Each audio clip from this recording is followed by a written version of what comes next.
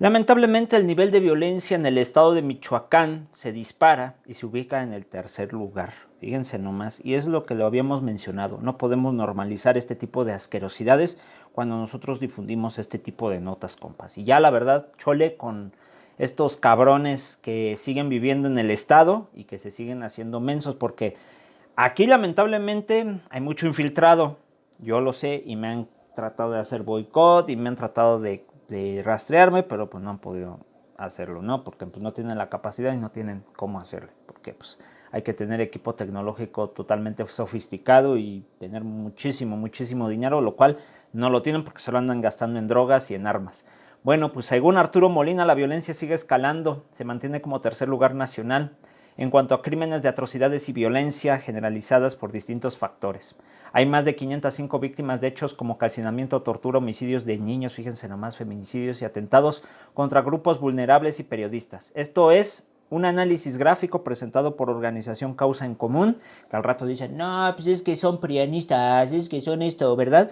Como los imbéciles de los peje zombies que no quieren revelar este tipo de notas, porque pues es preocupante, como aquí lo indica el panorama, al que se enfrentan tanto el Estado como el país en términos de incidencia delictiva. Pues ahí les va.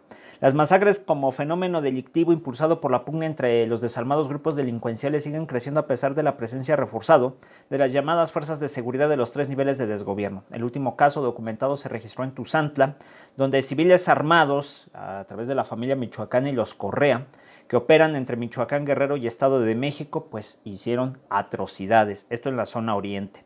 Causa en Común describió que donde se han registrado más atrocidades es Baja California, con 343, seguido de Guanajuato 301, Michoacán 286, Morelos ya se encuentra en cuarto lugar con 215, el Estado de México con 163.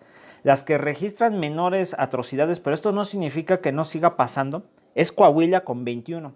Querétaro, pues ahí va, con 25. Aguascalientes también, ojo, hay que tener cuidado, es un estado que, pues sí, densidad poblacional y en densidad territorial, pues es muy chico, pero lleva 26 y podrían ser hasta más, pero siguen ocultando datos de la fiscalía, así como Nayarit y Baja California Sur, que pues tienen 31.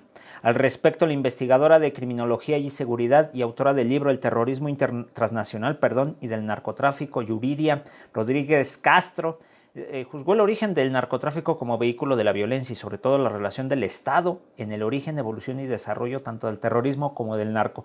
Y es que hay que recordar que no es solamente el Estado como tal, es el Estado capitalista, capitalista patriarcal. Hay que también saber analizar desde esa perspectiva, porque si lo generalizamos, pues y no encontramos cuál es el factor que genera, pues estamos también redundando y redundando. Hay que decir, es el Estado capitalista, que aunque haya adelgazamiento por parte del neoliberalismo a través del Estado, también el Estado capitalista está coludido con empresarios, con criminales y otro tipo de sistemas de opresión que siguen generando dentro de los estados. Ahí también hay que analizarlo. No he leído el libro, pero ojalá y mencione este tipo de situaciones. Bueno, hay que saber que el presidente Lázaro Cárdenas firmó un decreto para permitir el cultivo de amapola en México. El documento pues obviamente es público. México firmó ese acuerdo para enviarles amapola a los Marines en la Segunda Guerra Mundial.